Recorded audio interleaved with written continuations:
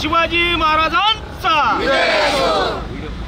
आणखी द्या द्या द्या। अरे नहीं चलेगी नहीं चलेगी दादागिरी नहीं चलेगी। अरे नहीं चलेगी नहीं चलेगी दादागिरी नहीं चलेगी। डॉक्टर बाबासाहेब आंबेडकरांचा डॉक्टर बाबासाहेब आंबेडकरांचा छत्रपती शिवाजी महाराजांचा रिपब्लिकन पार्टी ऑफ महाराष्ट्र अरे राजूभाई साहेब पार्टी ऑफ महाराष्ट्र यांच्या अंतर्गत जे काही आम्ही धरणे आंदोलन देतोय, या ठिकाणी सगळ्यात मोठं खच्चीकरण SC ST उपवर्गीकरण जे केलेलं आहे सुप्रीम कोर्टाने, वास्तविक पाहता हे सुप्रीम कोर्टाला तेवढे अधिकार नाही आहेत की डायरेक्टली त्यांनी उपवर्गीकरण करावं।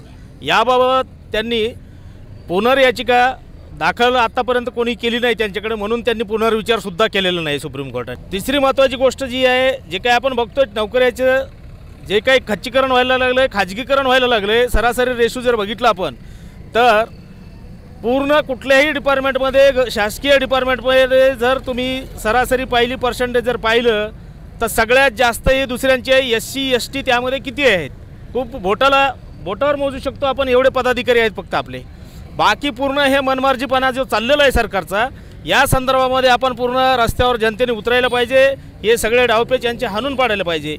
तिचं असं म्हणणं आहे की जे काही सरसकट आरक्षण द्यायचं, मुस्लिम समाजाला सुद्धा सरसकट आरक्षण दिलं पाहिजे। त्याचबरोबर जे काही गायरान जमिनीच्या मुद्दे आहेत, बऱ्याच वर्षापासून कसेल त्याची जमीन आपण म्हणतो, त्यांना जमिनी मिळाल्या पाहिजे, त्यांच्या नावे नोंद झाल्या पाहिजेत। त्याचबद्दल जे काही महाराष्ट्रामध्ये आपण पुरोगामी महाराष्ट्र म्हणून जे घेतो, या महाराष्ट्राला जे काही ढवळून काढण्याचं, जातीजातीमध्ये राजकारण करण्याचं आणि जातीजातीमध्ये भेदभाव निर्माण करून कशा महाराष्ट्रामध्ये दंगली उसळतील अशा प्रकारचे जे सातत्याने प्रयत्न चालू आहेत, या गोष्टीला सुद्धा आम्ही रिपब्लिकन पार्टी ऑफ महाराष्ट्राच्या अंतर्गत पूर्ण हे डावपेच आम्ही हाणून पाडणार आहोत। त्यासाठी आम्ही इथे धरणे देत आहोत। आमच्या आज रिपब्लिकन पार्टी ऑफ महाराष्ट्र एक मोठे धरणे आंदोलन या ठिकाणी आम्ही केले आहे। मुळामध्ये ST SC STचं वर्गीकरण जे आहे, हा एक राजकीय प्रेरित असा निकाल सुप्रीम कोर्टाने दिलेला आहे आणि यामागे हे सरकार, मोदी सरकार आणि RSSचा मोठा डाव आहे। या इलेक्शनमध्ये ज्या डॉक्टर बाबासाहेब आंबेडकरांनी सर्व धर्म एका रेषेमध्ये, एका गाठीमध्ये बांधले होते, ते त्यांना तोडायचे आहेत।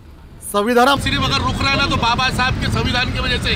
अगर बाबा साहब का संविधान नहीं होता ना, तुझे फांसी पे लटका देता मुसलमान। ये याद रखना। तू जो मुसलमानों के बारे में आज बोल रहा है ना, तो ये जो सरकार जो मुसलमानों के खिलाफ जा रही है, मैं ये सरकार को भी बोलना चाहता है, मुसलमानों ने ही तुमको चुन के लाया है, मुसलमानों के वोट से तुम चुन के आए हुए, और आज तुम मुसलमानों को गिराने की बात कर रहे हो। ये संविधान को मानने वाले लोग हैं, हम बाबा साहब को मानने वाले लोग हैं, इसलिए आज हम चुप बैठे हैं। मगर ये बर्दाश्त हम नहीं करेंगे, ये ज़्यादा हो रहा है। और आज हम ये तुम्हारे माध्यम से बोलना चाहता हूँ मैं कि मुसलमान जागो, कब तक आप चुप बैठोगे? ऐसे जो भूत लोग हैं जो देश का सत्यानाश करने के लिए तुले हुए, ऐसे लोगों को सबक सिखाना पड़ेगा आपको। मैं बोल रहा हूँ, कौम जागो। आप जागोगे तो आगे हमारी बच्चे जागेंगे, नहीं तो ये मुर्दार हो जाएंगे, ये याद रखना। मैं सबसे अपील करना चाहता हूँ, पूरे बहुजन समाज से अपील करना चाहता हूँ कि ऐसे जो गंदे कीड़े, नाली के कीड़े हैं, ऐसे को सबक सिखाया जाए।